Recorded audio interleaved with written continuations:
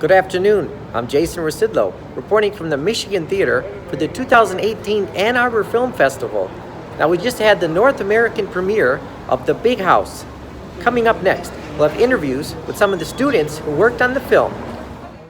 17 University of Michigan students from the Department of Screen Arts and Cultures collaborated to give viewers a behind-the-scenes look at The Big House.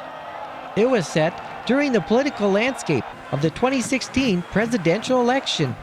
What was the most fun part of working on the film? My most fun part was meeting all of my classmates because they're all like wonderful people, super inspiring, and like just the nature of the film is really collaborative. We all were given our own assignments. We went out and edited them by ourselves, and then we put them all together. But I think that experience of being able to see how my classmates worked, seeing their beautiful shots, learning from the professors, completely changed like my filmmaking career and totally inspired me, and invaluable experience. I'll never forget it.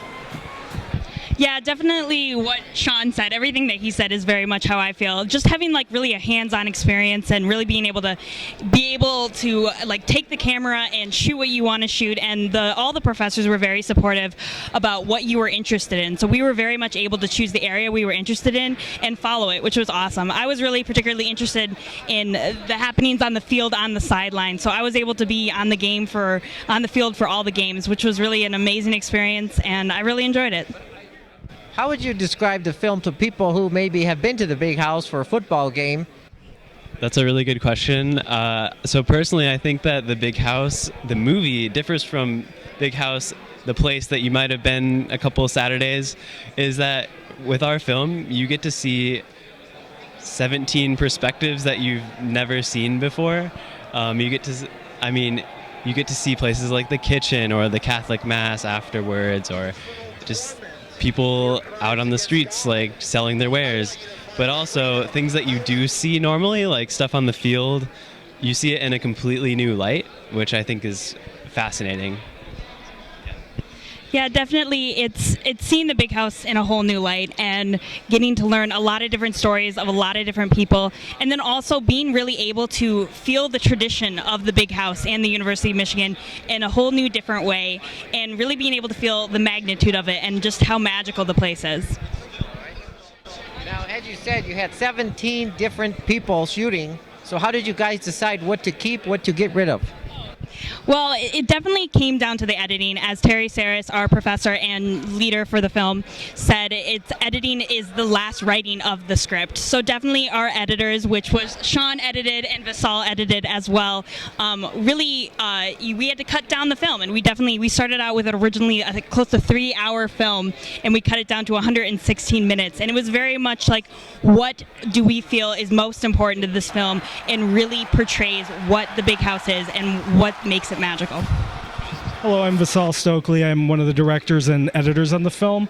And I think one of the things that was really important in the process was trying to find the rhythms and the themes that just naturally appear again and again in the film, and then finding, or I should say in the footage, and then finding, how to construct that in a way that those themes are communicated and clarified to the audience. And I think we did that pretty well. The film has a very I think very strategic structure, from the big spectacle of the skydiver in the very beginning and kind of taking you into the energy of the first game, to then getting to the second game, which is a little slower and a little more contemplative, and really digging a little bit deeper than I think what you normally would get if you were in the stadium. So we were able as a team to bring a lot of experience and a lot of our exposure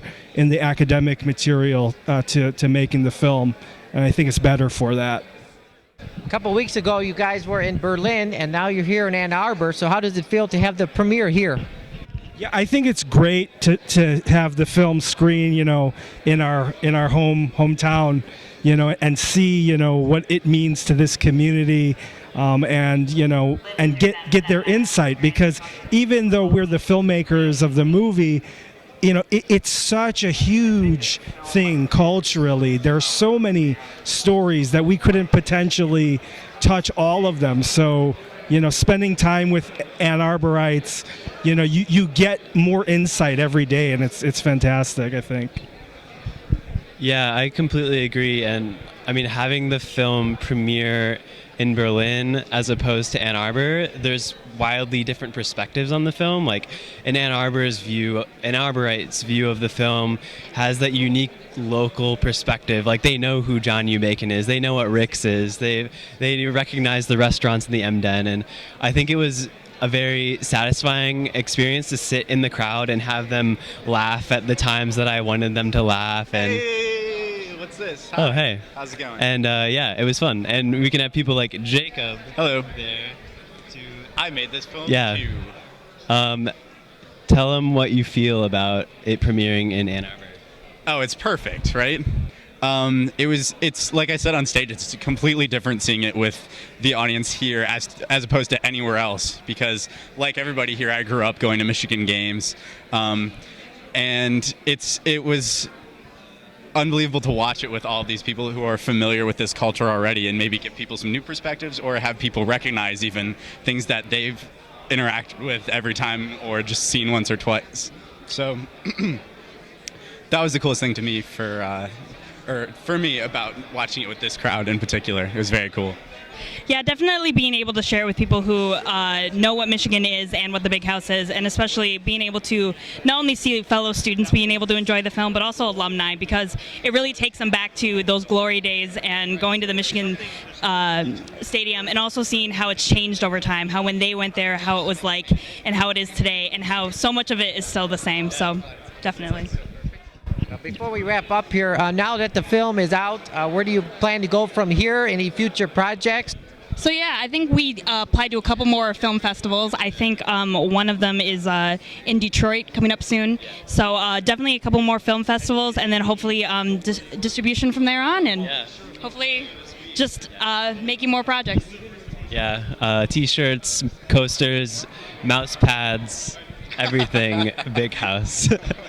Yeah, I don't know. I want to keep working on documentary projects, because this was like an irresistible thing to work on. I don't know if I could ever do anything else after this, so yeah. I can tell you we've all been filming constantly since then, other stuff for class or just in general. It's impossible. We're all addicted now because of what Soda, Terry, and Marcus taught us. So we're not going to stop anytime soon. I'm going to tell you that right now. So keep an eye out. Bye-bye. And thank you for the interview. Oh yeah, thank you. Yeah.